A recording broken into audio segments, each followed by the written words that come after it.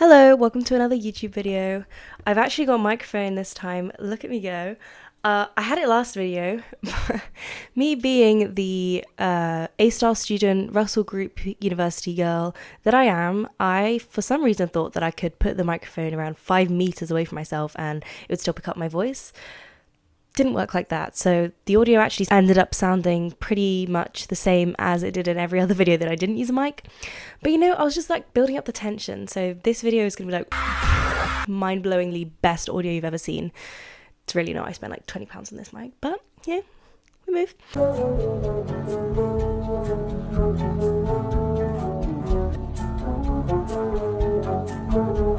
Rishi Sunak, leader of the Conservative Party and Prime Minister of the UK, recently announced his party's plans to stamp out antisocial behaviour. Now, we've all experienced antisocial behaviour in one form or another. Whether it's vandalism, graffiti, violence, or the use of drugs. Or scapegoating immigrants and spreading hostile and xenophobic messaging inciting hate within the British people. I am sick of it, and I'm sure you are too. You can really tell that Rishi Sunak is an actor and not a politician by the way that he delivers this line, completely devoid of any emotion. I am sick of it. I mean, there's literally not a single thought behind his eyes when he says that. He's really sick of it. He's really sick of it. No, I'm not joking. He's really, really sick of it. Guys, do you think Rishi Sunak's sick of it? Tougher punishments, higher fines, and a clampdown on drugs. Does that sound somewhat familiar? We must wage what I have called total war against public enemy number one in the United States, the problem of dangerous drugs. Rishi, or as I like to think of him, Asian Stingy, the real ones will know, has decided to enact what he calls immediate justice. And I'll let him explain what he means by that. We're going to do more of something called immediate justice, which means those who commit crimes and are acting badly will have to deal with it and clear up the mess within days. To me, it seems like a lazy and ineffective way to bring about justice. But let's look deeper into that. What even is justice?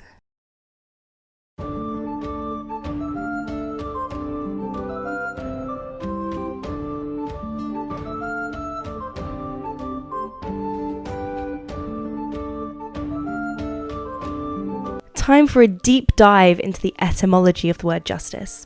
In late 14th century English, the word justice was used to mean right order, equity, the rewarding to everyone of that which is his due. This was derived from the old French word justitia, which had widespread senses, including also uprightness, equity, vindication of right, court of justice, and judge.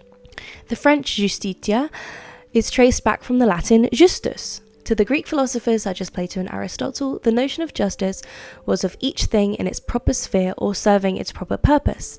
Inequality of aptitudes and outcomes was implied. This immediately raises some alarm bells to me. Who gets to decide which is the most fair or just way of carrying out justice for each proper sphere? If Plato and Aristotle believed that justice carried with it an intrinsic inequality, which is a very marked difference from the modern definitions which focus on this idea of fairness and equity, then how can one be so sure that inequalities of outcomes are truly just? Modern definitions are a lot more intent on emphasizing the idea of equal treatment. Justice is defined by Cambridge Dictionary as the condition of being morally correct or fair. This seems to be inherently tied to fairness, the quality of treating people equally or in a way that is right or reasonable. I'll come back to these definitions in a bit, and I'll do some more dissecting. Actually, I don't think I actually did that in the script. Let's just quickly zoom into this idea of treating everyone equally. The concept of justice, according to modern definitions, implies that it should be applied to everyone and everyone should be judged equally. But is this justice really reflected in our democratic societies?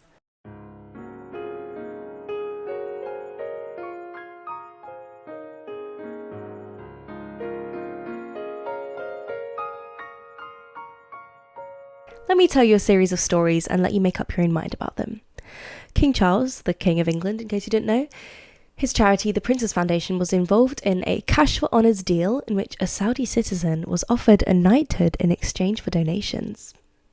We have to call the police. Prince Andrew, his brother, I think, paid up to £12 million in an out-of-court settlement to stop the sexual assault case against him going to the US courts after Virginia Doof accused Andrew of sexually abusing her when she was 16, and Andrew was found to have been friends with the infamous sex trafficker Jeffrey Epstein. To say it, I hope I don't sound ridiculous. I don't know who this man is. I mean, he could be walking down the street. I wouldn't know a thing. Sorry to this man. Metropolitan Police Chief Cressida Dick has insisted that no one is above the law when discussing the allegations regarding the royal family, but this isn't strictly true. Currently, more than 30 different laws bar the police from entering any kind of royal estate without the sovereign's permission to investigate suspected crimes. Charles is also exempt from punishment over wildlife offences, environmental pollution, and other green crimes, a kind of legal immunity given to no other private landlord in the UK. Under the Sovereign Grant Act of 2011, the King is not legally liable to pay income tax, capital gains tax, or inheritance tax because the relevant enactments do not apply to the Crown. The same rule applies to the Duchy of Cornwall, which Prince William owns. The monarch is also exempt from any kind of racial or sexual discrimination laws, so any employees of the royal family legally cannot file a complaint to the court if they faced any discrimination under the categories of race, sex, and equal pay, as the Equality Act actually does nothing to protect them. But the royal family is not racist, so it doesn't matter. Is this justice? Perhaps in the eyes of the ancient Greeks, but most certainly not to modern standards. In the UK, more than 1,500 police officers have been accused of violent crimes against women and girls, but less than 1% have been sacked, according to new figures. In May 2019, Metropolitan PC Benjamin Kemp CS was approached by an unnamed child with mental health problems seeking help. He CS sprayed her and beat her more than 30 times with a baton, and he was dismissed and did not face any criminal charges. Maybe it's also time to remember that one of the 11 supreme figures of justice in the US in the Supreme Court was accused by 3 women of sexual misconduct, and the FBI received and effectively ignored 4,500 tips that were received about Kavanaugh in the lead up to his appointment. It seems that the ones who are responsible for keeping us safe and implementing justice are the very ones who are being excused from justice being carried out for their own wrongdoings.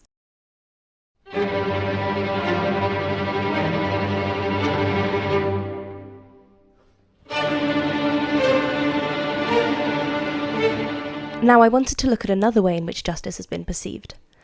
Today and throughout history, justice is quite closely associated with revenge, which is harm done to someone as a punishment for harm that they have done to someone else, according to the Cambridge Dictionary. Up to the late 18th and 19th century, public executions were a commonplace means to achieving justice. A criminal ought to pay with public humiliation, physical pain, and death in order to vindicate him of his crimes, right? It's what she deserves. Oh my God. In the opening chapter of Foucault's Discipline and Punish, he outlines a gruesome punishment for the amenade honorable, in which Damiens, the man convicted of a regicide, was forced to be taken and conveyed in a cart, wearing nothing but a shirt, holding a torch of burning wax weighing 2 pounds, then in the said cart to the Place de Grève, where on a scaffold that will be erected there, the flesh will be torn from his breasts, arms, thighs, and calves with red-hot pincers, his right hand holding the knife with which he committed the said parricide, burnt with sulphur, and, on those places where the flesh will be torn away, poured molten lead, boiling oil, burning resin, wax and sulphur melted together, and then his body drawn and quartered by 4 horses, and his limbs and body consumed by fire, reduced to ashes, and his ashes blown to the winds. Damn. I'm sorry. And if that doesn't make you not want to commit regicide, I don't know what else would. These public executions were mainly to uphold the power of the monarch and to teach subjects that the monarch is sovereign, to remind them of who really has the power. To preserve the idea of a social contract, that subjects consented to be governed in order to receive the benefits of living in a society, it was necessary to publicly show that the monarch was keeping up their end of the social contract, that they were really governing. Therefore arises this concept of revenge and punishment as a means of achieving justice. Corporal punishment and often death were used in order to punish prisoners for the harm that they have done and to achieve order, equality, fairness and justice. Maya Hibbett wrote in her article for the BAFTA, Who Keeps Us Safe, that the Me Too movement brought forward a popular and pre-existing assumption that these wrathful movements are supposed to make victims feel better because in the United States, vengeance and justice are synonymous. As pointed out by Aya Gruber in the Feminist War on Crime, criminal law activism had not made prosecution and punishment more feminist. It had made feminism more prosecutorial and punitive. Many feminists, especially non-white feminists, recognized the importance of abolition, such as Angela Davis, who describes abolition feminism as a political work that recognizes the relationality of state and individual violence, and thus frames its resistance accordingly, supporting survivors and holding perpetrators accountable, working locally and internationally, and building communities while responding to immediate needs. According to Davis, we should mobilize in the outrage against the rape of another woman and reject policing as the response. As highlighted by Hibbett, the association of vengeance with justice pre-existed Me Too and was already a mainstream school of thought. However, the Me Too movement fed to many of us the belief that to support carceralism was to support women's rights, and by proxy, justice itself. It's difficult to pinpoint a moment in history in which this conflation of justice and revenge is first seen, but what we know is that it's ancient. Exodus 21-24 dictates that if people are fighting and hit a pregnant woman and she gives birth prematurely but there is no serious injury, the offender must be fined whatever the woman's husband demands and the court allows. The passage reads in the King James translation. But if there is serious injury, you are to take life for life, eye for eye, tooth for tooth, hand for hand, foot for foot, burn for burn, wound for wound, and bruise for bruise. Later on in the book of Leviticus, it says in chapter 24 that if a man causes a blemish in his neighbour, as he hath done, so shall it be done to him. Breach for breach, eye for eye, tooth for tooth, as he has caused a blemish in a man, so shall it be done to him again. For context, Exodus was written around 600 BCE and Leviticus around 538 to 332 BCE. I know that some Christians in my comment section might be saying that there's historical context to be taken into account, and I know family are very strong Christians. I know this, or I'm just saying that this line of thinking is very, very, very old.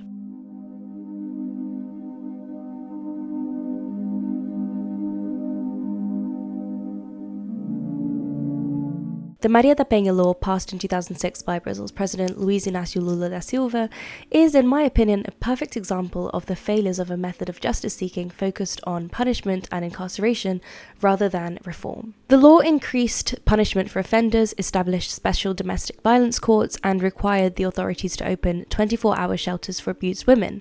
It was heralded as a landmark legislation on domestic abuse by the United Nations, but not without its shortcomings. The law rejects any and all alternative measures represented by the previous 1995 law, affirming criminalization as the sole, most important method of confronting violence and achieving justice. Marta Rodrigues de Assis Machado writes in Punishing Gender Violence, Brazil's Maria da Penha law, that the statute includes the automatic criminalization of acts involving physical injury, regardless of the victim's wishes, prison for those committing flagrant acts of violence, and as a preventative measure, and a ban on any form of pecuniary sentencing.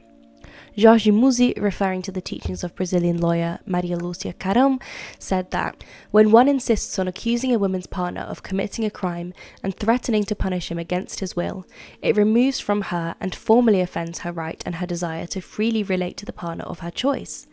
This means denying her her right to freedom and treating her as if she were a thing, subject to the will of state agents who, by inferiorizing and victimizing her, intend to know what would be best for her, intending to punish the man with whom she wants to have a relationship, and her choice has to be respected, regardless of whether or not the chosen one is an aggressor. As many of us know, roughly 90% of sexual assault victims know their assailants, and laws like the Maria da Penha law put victims in a difficult position where they are forced to see their former friends, partners, family members, or acquaintances incarcerated and prevented from living their lives. Taking away a victim's self-determination and autonomy in the name of justice promotes a culture of unrelenting condemnation which breeds shame on both sides. As described by Assis Machado, although the Maria da Penha law looks on paper as if it were a feminist victory, in reality it may actually be worsening conditions for women in Brazil due to the country's weak institutional infrastructure, the lack of trained personnel or policies that can reliably support these reforms, and the rigidity of the criminal response, which is widely rejected and dismissed in practice. So are these methods really that effective in achieving justice? Let's look at some reoffending rates. In the UK over time, the overall proven reoffending rate has fluctuated between 23.1% and 31.8%. Recidivism rates in the US are some of the highest in the world, with almost 44% of criminals released returning to prison within their first year out. In Alaska, as much as 61.6% of criminals will reoffend. According to a report on the human rights situation in Brazil, the rate of recidivism in the penal population is a staggering 85%, which shows that prisons are not performing their duty to rehabilitate the inmates. Is a system in which you can bail someone out of jail with money really justice?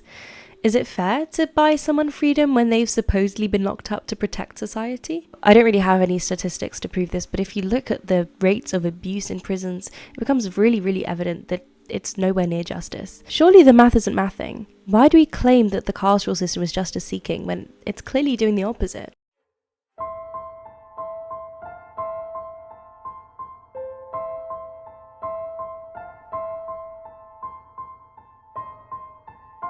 This is the second time on my YouTube channel that I've read an extract from The Right to Sex by Amir Srinivasan. This is slowly becoming a Amir Srinivasan fan page, I guess. But I wanted to read to you a little bit from page 172 in her chapter, Sex, Carceralism and Capitalism. The last chapter in her book, which I think is just so good at explaining that we can do better and also outlining something of what it would look like. What if, rather than relying on police and prisons to manage the symptoms of social crisis, that crisis were met head-on? As the legal academic James Foreman Jr. puts it, abolitionism asks us to imagine a world without prisons, and then work to try to build that world. What would that take? It would involve the decriminalisation of activity, like drug use and sex work, whose criminalisation is known to exacerbate rather than reduce violence. It would involve a restructuring of economic relations, such that crimes of survival, food theft, border crossing, homelessness were unnecessary. George Floyd was killed after using a counterfeit bill to buy cigarettes. He'd recently lost his job. It would involve putting in place the social and political arrangements to meet the needs that, when they go unfulfilled, produce interpersonal violence, public housing, healthcare, education and childcare, decent jobs in democratically organised workplaces, guaranteed basic income, local democratic control of community spending and priorities, spaces for leisure, play and social gathering, clean air and water. And it would involve creating a justice system that, wherever possible, sought repair and reconciliation. Abolition, Gilmore explains, isn't just absence. Abolition is a fleshy and material presence of social life lived differently. It may seem impossible to imagine a world without the structures within which we currently exist, but as pointed out by Davis, Dent, Miners and Ritchie, putting an end to the system of the transatlantic racial slavery once seemed an impossible political goal, just as moving away from a prison system that has been made to appear natural and permanent now seems effectively utopian. I don't know exactly what a system of restorative justice would look like, but I don't believe it to be an impossible goal, and I know that I'm definitely not alone in this sentiment. In Abolition Feminism Now, a variety of abolition feminist movements throughout history and ones which are still ongoing are described in the final chapter. What seems clear to me throughout this video is that none of these justice-seeking methods employed by governments that want to stamp out crime are actually working. What Rishi Sunak describes as immediate justice is far from the definitions of justice that we looked at in the beginning of the video, and rather exacerbate inequality and violence as he deliberately targets petty crimes which are predominantly carried out by working class younger people. In a specific crackdown on balloons rather than cocaine and other less affordable drugs, he specifically targets a demographic of society which are less likely to afford more expensive, and let's not forget, more dangerous drugs, which are typically used by private school teenagers with wealthy parents, like Rishi himself used to be. Just yesterday, at the time of filming, which is the 13th of June, a mother of 3 in the UK received a sentence to more than 2 years in prison for procuring drugs to induce abortion after the legal limit. The average custodial sentence length for violent crimes is 18.5 months, yet this woman got sentenced to 28 months in jail. So I ask you this, does this woman's incarceration sound like keeping us safe to you, or merely enforcing punishment? Is locking people up promoting right order, equity, and the rewarding to everyone which is his due? Does this seem like justice to you? That's the end of today's video. Thank you so much for sticking around, and I hope that this has challenged you to look further. Just wanted to quickly talk about today's suggestion. I'm so excited for this. I found this YouTuber over the weekend and I literally watched all of his videos in one go. He's so funny. Yeah, he's called Joshua Bushman. I'll link him in the description below. The way that he does his videos is so good. Is what I wish I had in my videos, but I feel like I just talk about things that are too serious to be jokey about. I watched his video, Why Does Gen Z Love Eco-Brutalism So Much? And then I went and watched a video about the Prince of Egypt, and I love the Prince of Egypt so much, and I loved his commentary on it, and I hope that you enjoy his videos as much as I did, and I hope you enjoyed my video. If you haven't subscribed to me yet, then please hit the subscribe button, hit the notification bell, because I've got loads of videos planned, and now I'm on holiday. If I stop procrastinating, I will actually be making I will actually start making a lot of videos. I've got loads of like half scripted things in my notes, so yeah, I hope you stick around if you'd enjoyed, and have a lovely week. See you next time. Bye. The law rejects any and all alternative methods of the law rejects any and all alternative measures presented by the Puta que pariu. Que ódio desse vídeo, meu Deus. Vamos lá.